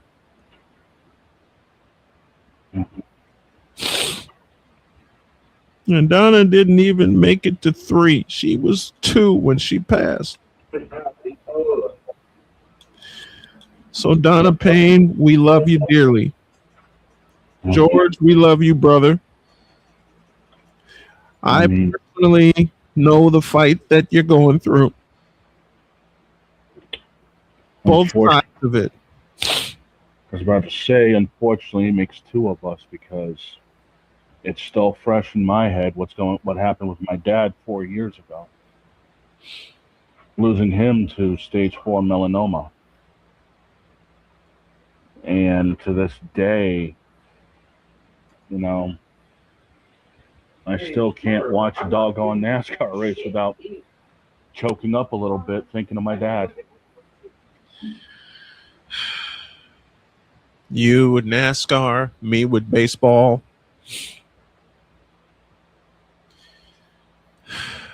I had someone ask me a while ago while I was getting ready for a baseball game, and I haven't been able to do baseball for much of this year because I miss Dad. When I got this gift from my daughter, and it's the old school Cincinnati Reds logo. Anybody who remembers this? I got this from Cheyenne. And I'm trying to get some help for Sonia and my family.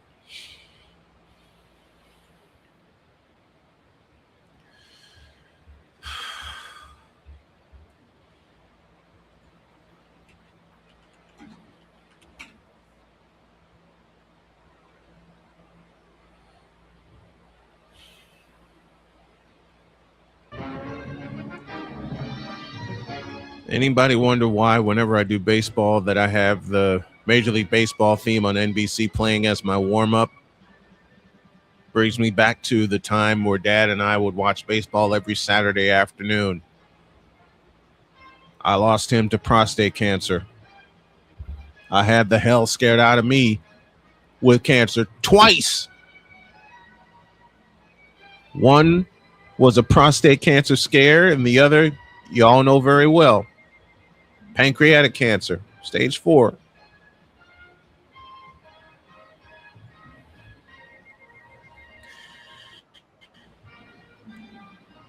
I'll say it again. To know that someone very close to me is having a family member that's going through cancer and won't be able to win the fight.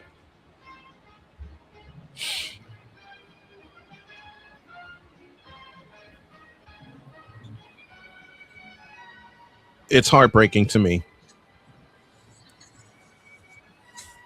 Mr. George Payne Jr., we here at the Snow Crew love you dearly.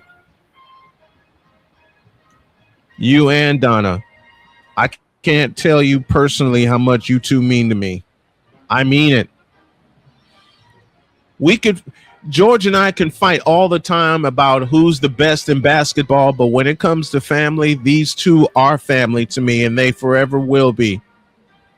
It took Marquette Catholic to bring us together.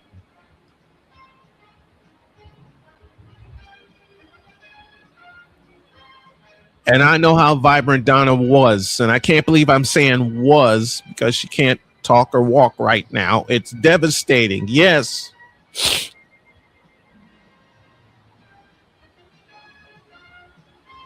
We love you, George. We love you, Donna. We're here for you and with you through it all, man.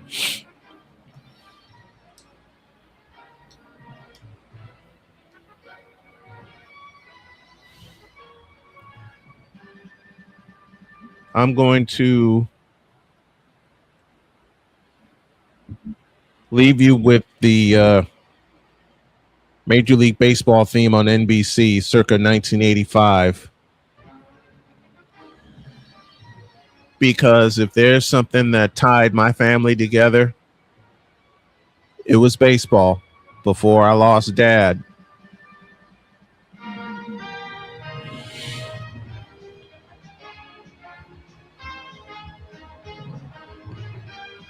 Think of that opening sequence, Pops. That was our Saturday afternoon. Either we watch it or we go out and play it.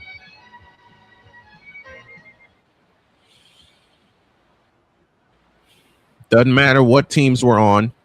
The Cubs, the Mets, the Reds, the White Sox, the Tigers.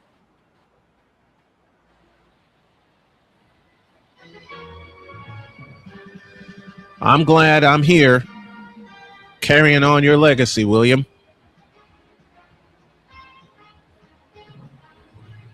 I'm getting healthier every day. But to those who may not make it or won't be able to make it, I'm still going to be right here fighting along with you.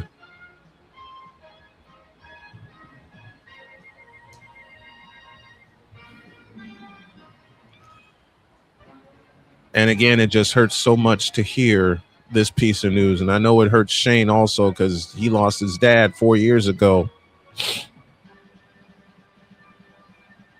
And to my buddy Dennis, we did some football games together, buddy.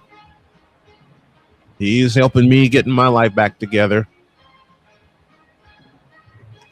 And to say that I appreciate everybody that has come along this ride with us, not just for today, but for the past 12 years, almost 13, doing Snowman in the morning.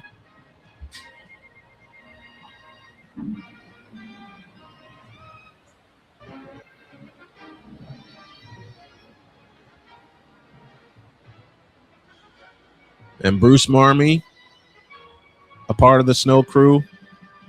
I'm writing down every piece of advice that I see here in front of me.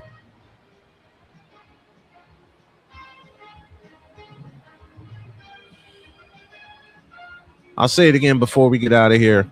If y'all can help me and my family just get a little bit through today,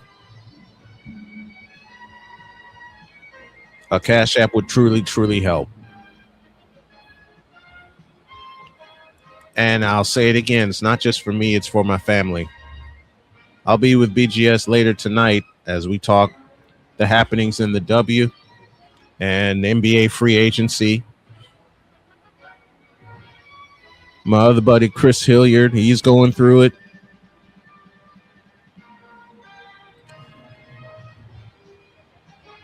And we'll be here tomorrow. I'm going to have a fight with Emmanuel Acho tomorrow, but today, the end of today is for whatever. The end of today is for any and everybody that goes through something like this. Bruce, thanks for that super chat, by the way. Thanks, Bruce.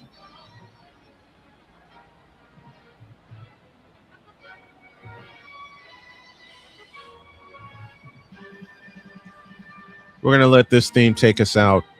Have a great day. God bless. Remember to make your next move your best move. And always remember, if your dreams don't scare you, they're simply not big enough. Dream big, do bigger. And to all the cancer patients I know and the ones who all come to know, keep fighting.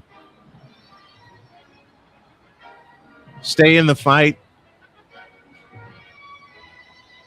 And if you can, finish the fight.